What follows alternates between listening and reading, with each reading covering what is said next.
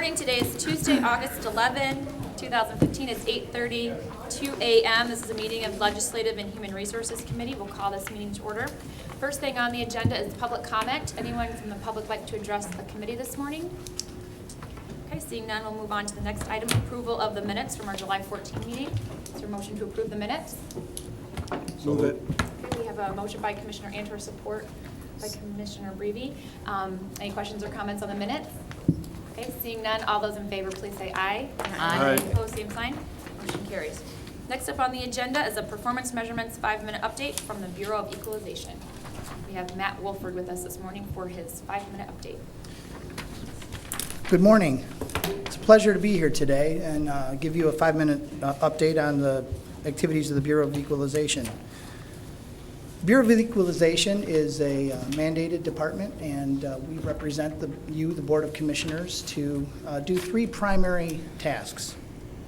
Each year, we annually project the property values and study the level of assessment of all the properties in Kent County by property class, and we do this through appraisal and sales studies by studying the market. Each year, the deliverable for that process is the annual equalization report, which summarizes all of the values throughout the county. We also, as part of our mandated function, make sure that all of the millages that are levied throughout the county are reported to you and are made to comply with the provisions of the Headley Amendment, and that is through the annual apportionment report. And that's our second mandated report that we deliver to you, and we do that each year in the fall. Our second primary area is we provide professional tax mapping services so that all the land that is in the county that is subject to the property tax is taxed once and is not subject to double taxation. I've said several times that what we do is we make sure that all of the 250,000 puzzle pieces fit together and none of them abut or overlap or have gaps in them. And this is just one sample map of Old Kent Ballpark, and we have an entire operation dedicating to our mapping function. And finally, we are also the ones that are tasked with preserving the public survey monuments for public use and preservation, and this is just an example of a monument cap. We have 4,000 monuments. You put this on top of a 4-foot iron monument, and we have those all the way through. So how do we keep track of what we do in these areas? We have some selected key performance measures, which are in your packet. I'd like to talk with you about them. Each year, we go out on all of the commercial industrial sales through our department. We have appraisal staff that go through, and we endeavor to go on 100% of those each year. There's anywhere between 150 and 300 in every given year. We have done, in the last 3 years, 137, 173, and then last year 268, which is reflective of a slight increase in activity in that area. So each year we go out on each one of those sales to try and peg the market where the commercial properties are at. We also do a number of on-site appraisals which act in the stead of property sales, and we go out on, last year we went out on 2,036 commercial industrial appraisals, commercial industrial and agricultural appraisals.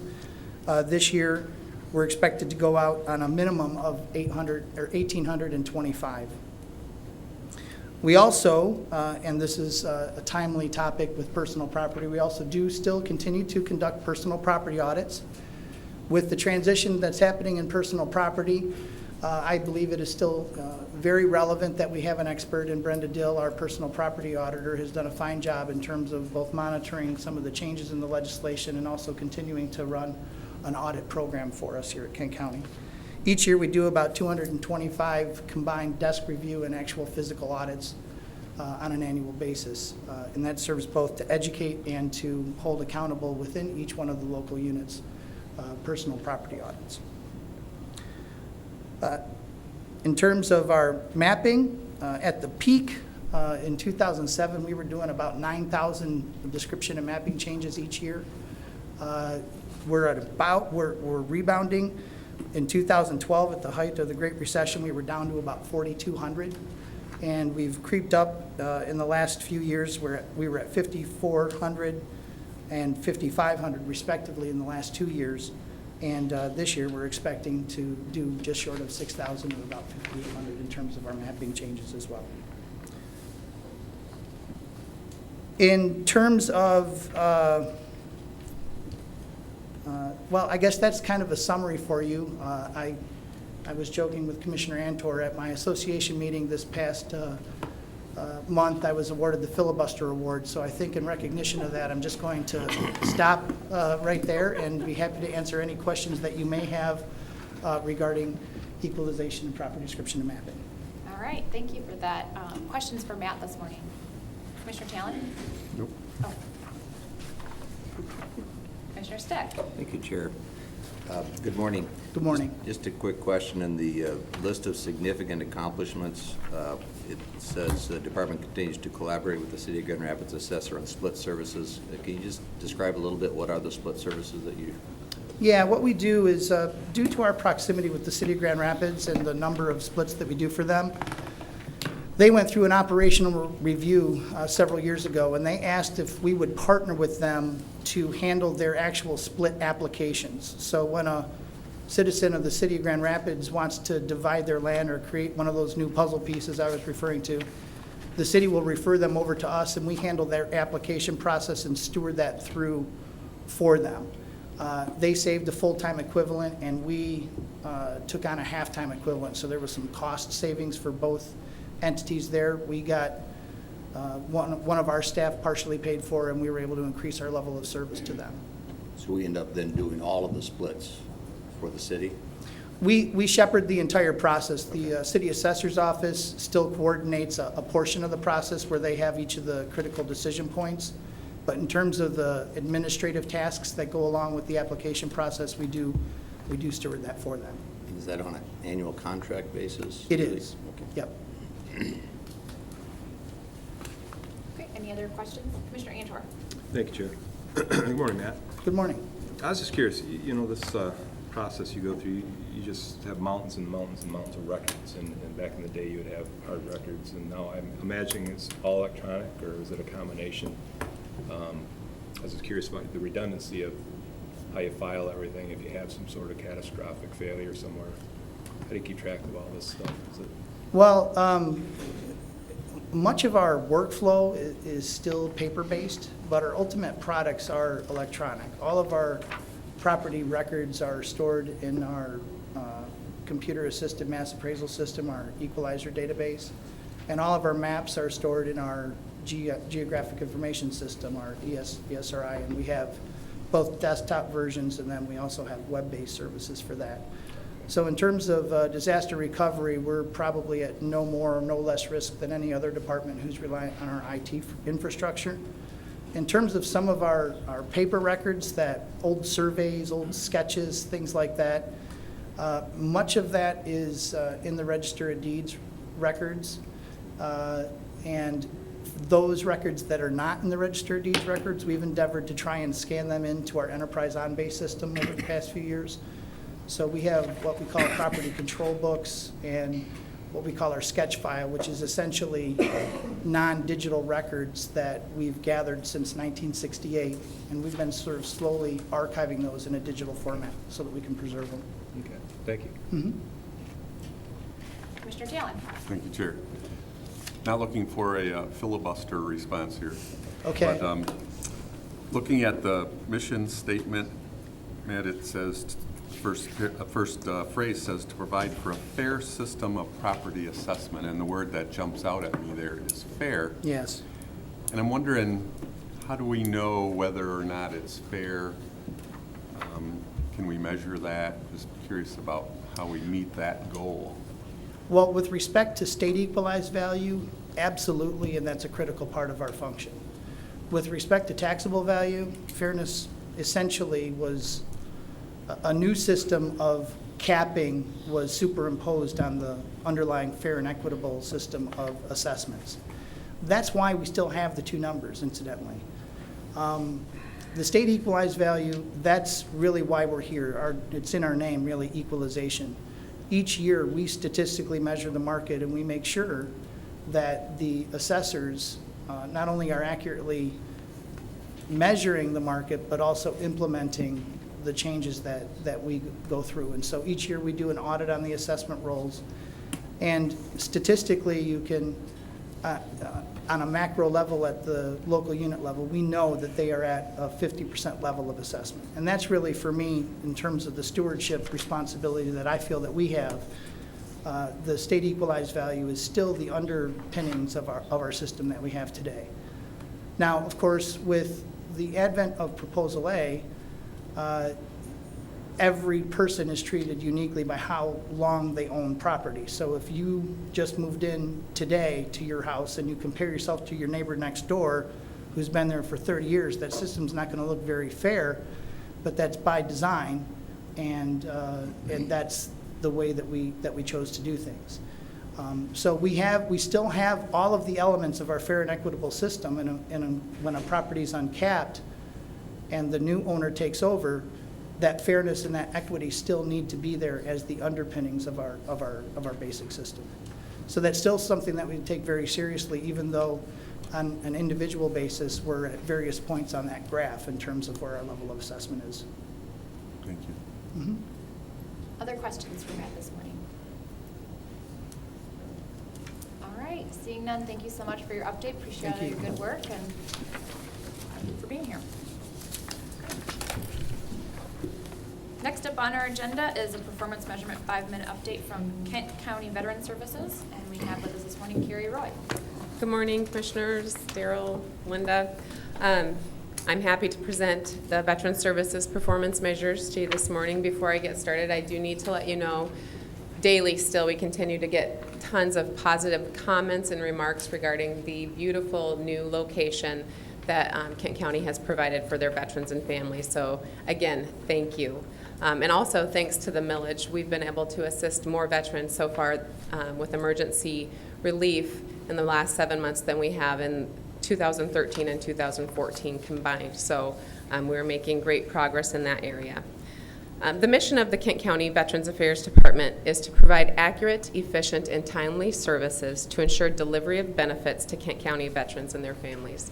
So some of the objectives that we are using to measure that are the number of clients that receive a comprehensive screening. And I believe I got a question about this last year, and I want to explain why it's so important for us to ensure that we're asking all the right questions to our veterans or their dependents that come in, because oftentimes they come to our office and they don't know what it is they qualify for or what really services they're looking for. So we ensure that we're asking questions regarding their health care benefits to make sure they're getting everything that they've earned through that, educational benefits, disability compensation, pension, state level benefits. We're asking all of those questions to ensure that that veteran or that surviving spouse or eligible dependent is getting whatever benefit that that veteran earned through their military service. And so we do that 100% of the time. Another goal is to increase the general distribution of expenditures of federal dollars. That's a report that VA puts out every year that categorizes the federal expenditures into each state, and it also breaks it down by each county. And we would like to see that increase by 3% every year. And right now, it increased 15%. I know I don't have the math down here, but it increased 15% over 2013. And being that Kent County, our department files about 86% of the claims submitted to VA in Kent County, I believe that our department has much to do with the increase in the GDX numbers. We'd like to see per full-time staff, we're shooting for 600 veterans served a year. In 2014, we were shooting for 550. We exceeded that goal. We served 575 veterans per full-time staff. Right now, we are tracking at about 500 per full-time employee, and I believe that we're going to exceed that based on the recent outreach that we've been conducting and the fact that we have increased our walk-ins and our clientele, people that we've served, by about 33% so far this year over last year. We also look at we break it down by the federal expenditures awarded per full-time staff. Right now, we have secured about $4 million just this year in federal benefits. That's including their monthly compensation, pension, but also their lump sum payments. So we're well over our expected measure for that. We're also looking at how good of a job that we're doing when we serve our clients. We believe that every veteran or their dependent that comes in deserves to be treated with dignity and respect, and they're our brothers and our sisters in arms, so we take customer service very seriously.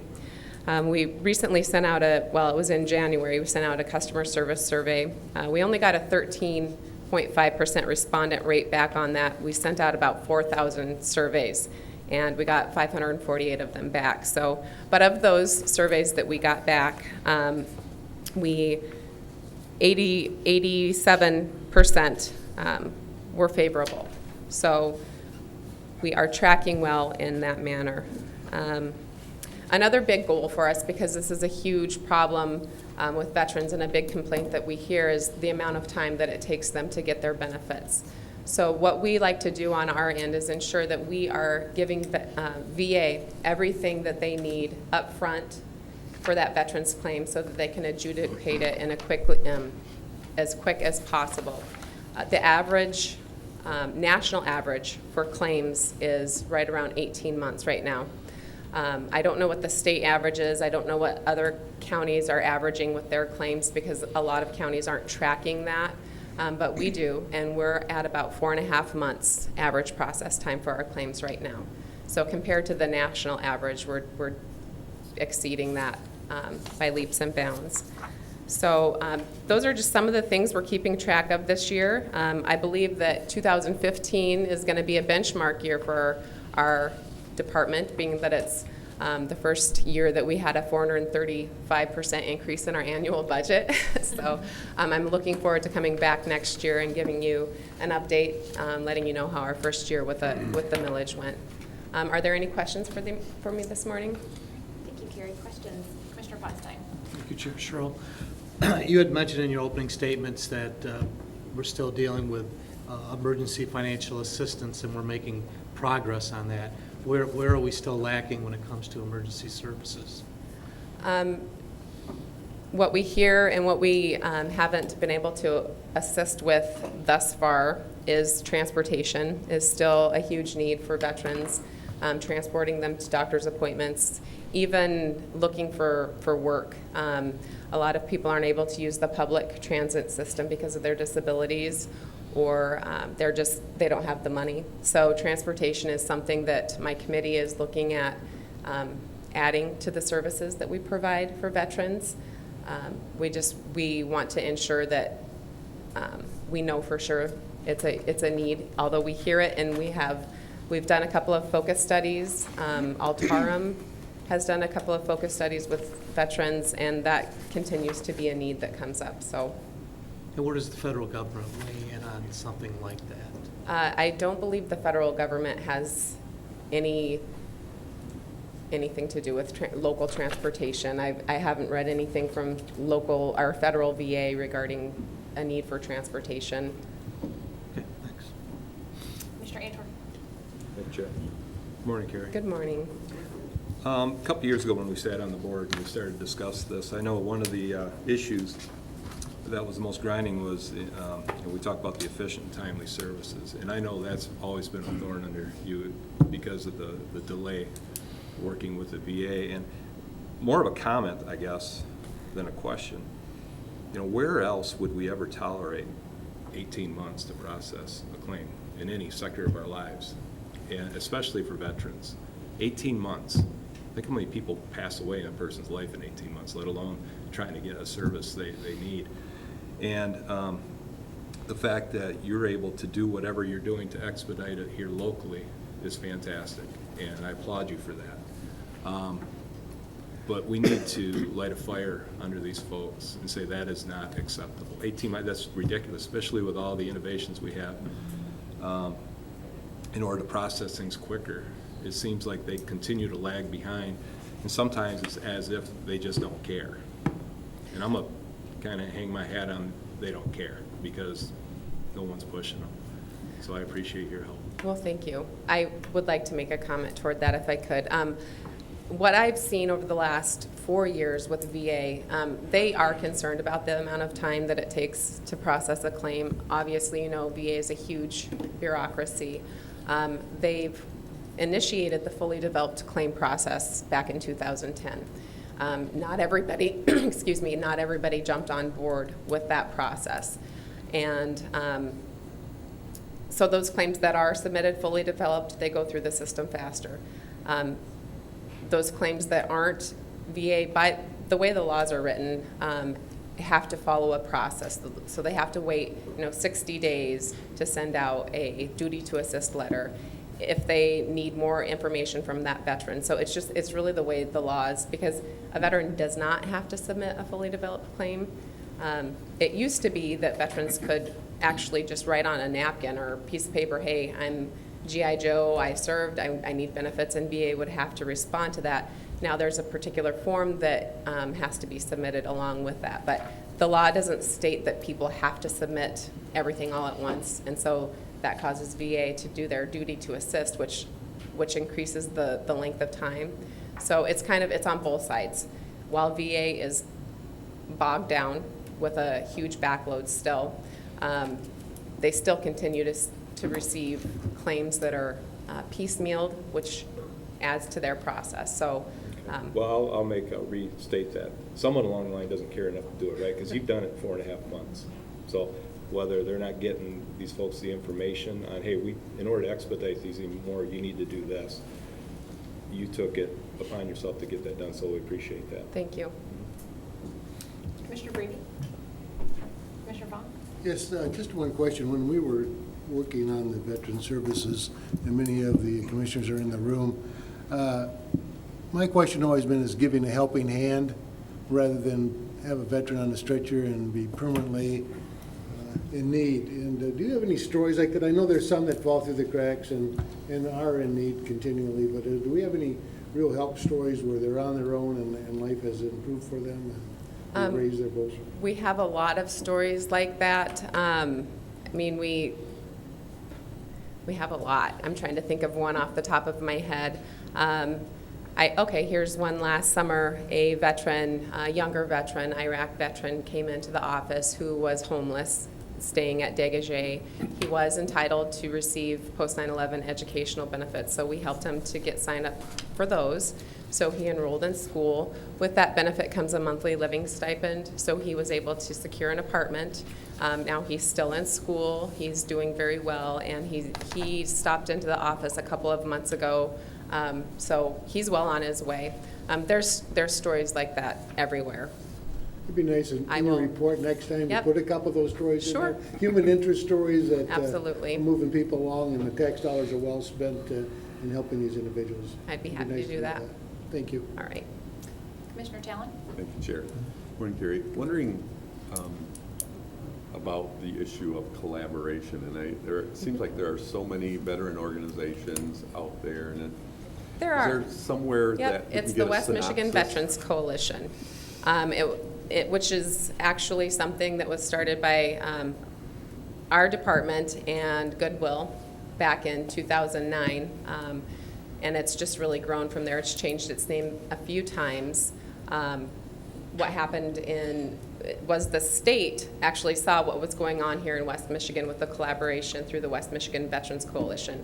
And they liked it so much that they're now trying to duplicate that in all of the 10 prosperity regions throughout the state. They're using what we were able to do here in West Michigan as a model, and because it's been so successful. We, through the coalition, we're able to connect with other resources. We're able to put, we use, I think it's called Podio. There are so many different web servers out there now, it's hard to keep track of them all, but we're able to use that server if we have a crisis situation. We can connect with all the local service providers to find immediate need. The most recent, got an email Wednesday night regarding a suicidal Marine veteran who he was in Pine Rest because of his character of discharge, didn't qualify for VA health care, but he had a wife and 2 kids. They recently moved up from Florida, and through that connection, our department was able to take the wife and the 2 boys and get them signed up for mainstream resources such as food stamps and help with childcare and things like that. So it's effective, and it helps to reduce those crises situations. So that's how we're coordinating here. If I could follow up, I heard you mention a homeless veteran, and I'm wondering whether you're collaborating with the HUD continuum of care, because there is an effort or a goal to end veteran homelessness next year. We do collaborate with them, and the most frequent way that we do that is helping with a security deposit for veterans who've secured a HUD VASH voucher, or helping them locate a suitable apartment or house. So we are collaborating with them. You do that? Yes. You help them locate a... Yep, I give them a list of houses off of MichiganHousingLocator.com. I don't know if it's the most efficient way to help them, but sometimes people just don't even know where to start. The market right now, looking for rentals or even houses, there's not a lot out there, so. I guess my question was whether you were collaborating with the local continuum of care that is addressing homelessness. We just primarily collaborate with Healthcare for Homeless Vets. Okay. And I believe they're a part of the continuum of care, if I'm not mistaken. They were a few years ago, but. Okay, thanks. Mm-hmm. Commissioner Bolter. Thank you. I have a couple questions, Sure. if that's okay. Awesome work. Thank you so much. I wish you could just duplicate this all over the state because it's needed. Just a couple questions. On here, all of our statistics that we're looking at, do we measure, we're measuring how many claims we're filing, and we're measuring how many are getting full screening. Do we measure how many of those claims that we file get benefits? Yes. We do measure that? Okay. Yes. Is that in here somewhere? Did I miss it? It's in the, I report on the general, the GDX numbers through VA. And for this time, I did not put the amount of federal dollars that we've received, but I do have another report that I can just let you know. I just wondered. Sure. I just wondered if, if we're It's- getting 100% of them coming in and they're getting screened, but 80% of them are actually getting benefits. Just for next time would be great, just Sure. to kind of know, just for information. How many favorable and how many, okay. And then a few years ago, when I worked on some of these issues, I was told that the claims get filed. We do a great job. A lot of other counties do a great job, but then it all gets bottlenecked into the Detroit Federal VA office. Is that still the case, or is this 4 to 5 month process us getting the federal benefits, or is that us getting it processed to Detroit? Well, the process right now actually is claims are being scanned into a contracted service through VA. It's actually in Noonan, Georgia. Okay. And then from there, they get uploaded into VA's VBMS service, where regional offices are able to work on those claims. Effective, actually last month, claims are going to the regional office that has, they're apportioning them nationally. So Good. Okay. I may submit a claim that's being worked on in Philadelphia or Okay. some other regional office. So It's that's not one all of getting the, bottlenecked anymore. that's one of the things that VA Good. has done to try to reduce the backlog, is to Okay. spread out the work nationally Okay. through this national work queue. Okay, So that's we great. should see That's an great. improvement. That's soon. awesome. And then my last question, just in terms of outreach, and maybe this is kind of a no-brainer question, but how much do you work with the veterans home or the clients at the veterans home? Do you regularly do that, or? Very, very little, because Okay. they have a service officer, state service officer, as Okay. well as American Legion, that is there every single day. Okay. The veterans we serve that live at the Grand Rapids Home for Vets often come to our office. And so Okay. we're not making an outreach effort specifically at the Grand Rapids Home for Veterans. Okay, I just wondered. Thank you. Thanks for all your work. Other questions? Commissioner Steck. Thank you.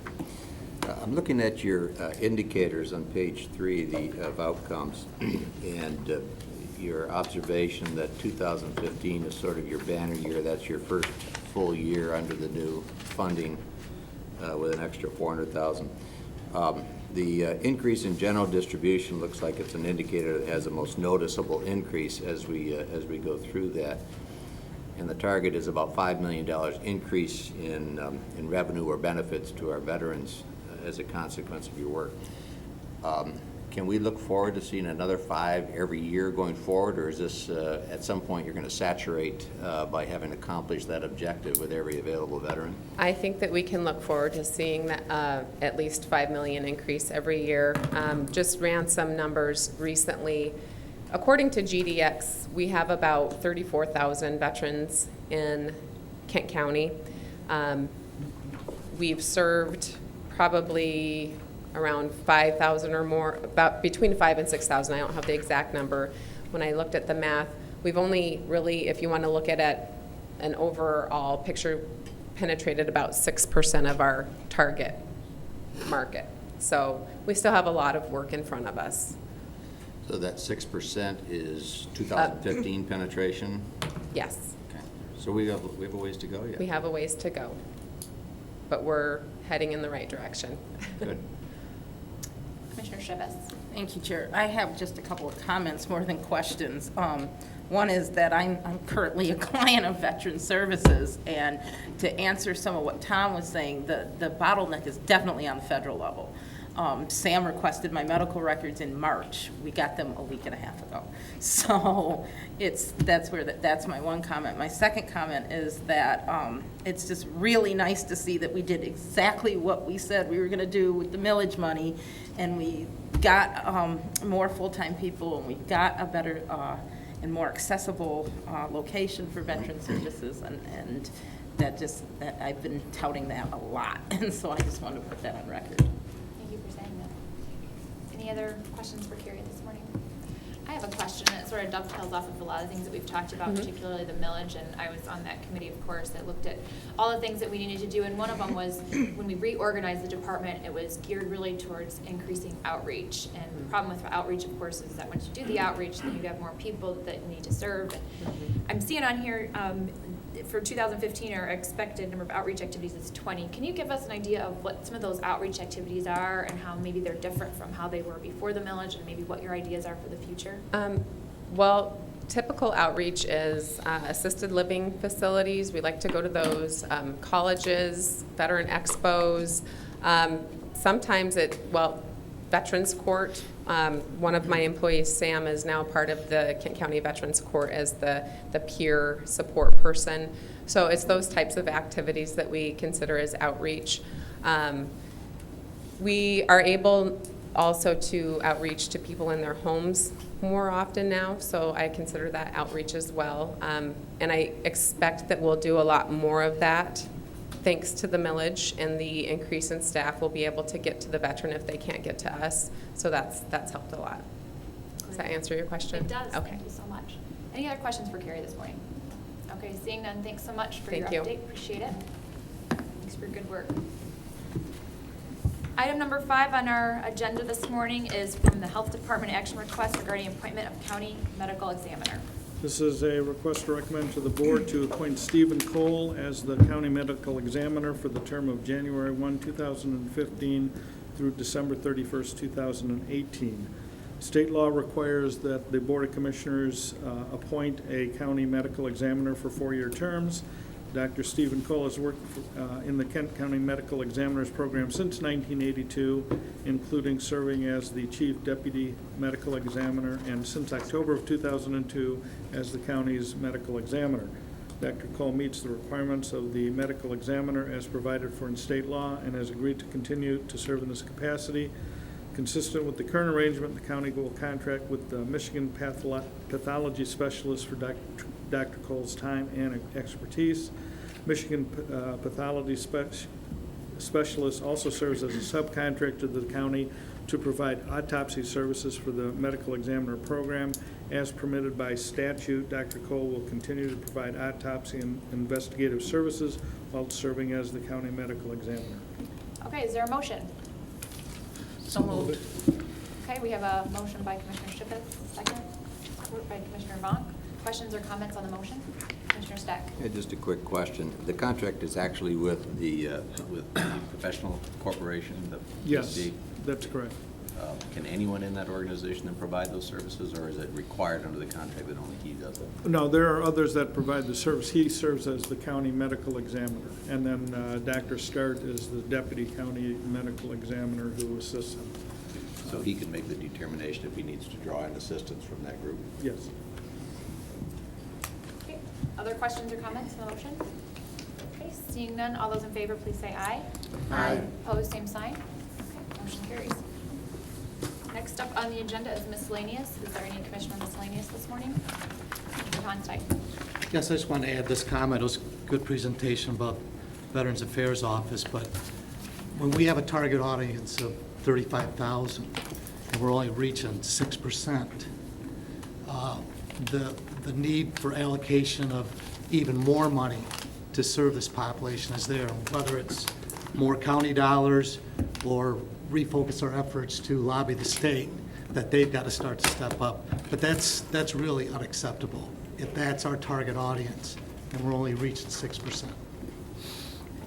Are there commissioner miscellaneous this morning? Commissioner Talon. Thank you, Chair. Just wanted to let my colleagues know that the Network 180 Mental Health Board's chair, our chair, Brian Chisholm,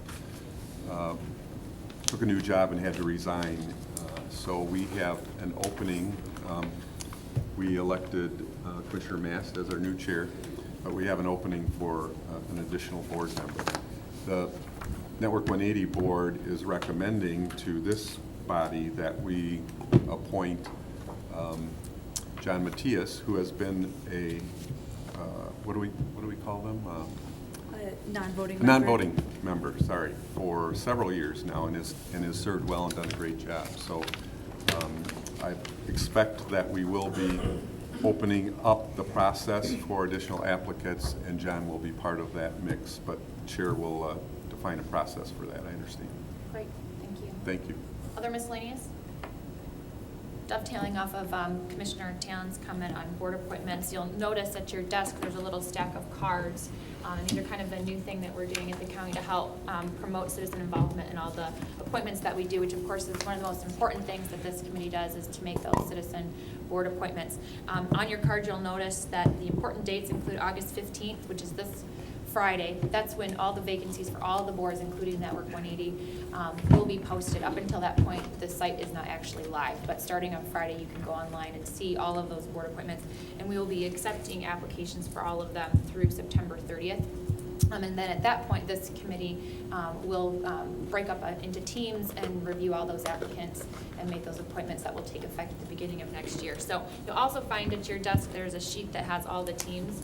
I thought this year it might be easy and accessible for all of us if you know who your team is, and then the different assignments that we have, so that as you're going about and having this card and talking to people, you'll know kind of what you should be looking for, and maybe, you know, seeing in advance, making sure that people know they need to reapply if they serve and want to continue to do so. So Team 1 will be myself and Commissioner Steck and Talon, and Team 2, Commissioner Vonk is chair of that team, Commissioners Bolter and Shivas, and Team 3 will be Commissioner Antor as chair and Commissioners Constein and Freebie. So again, like I said, this is one of the most important things that this committee does, is to make these appointments, and we certainly take it seriously and appreciate all your good work in the months ahead to get this process underway. I also want to note that our next meeting is in September. We only have one LHR meeting in August this year, so we won't meet again until September 8th. It doesn't look like there's any other commissioner miscellaneous, so go ahead and call this meeting adjourned. Thank you.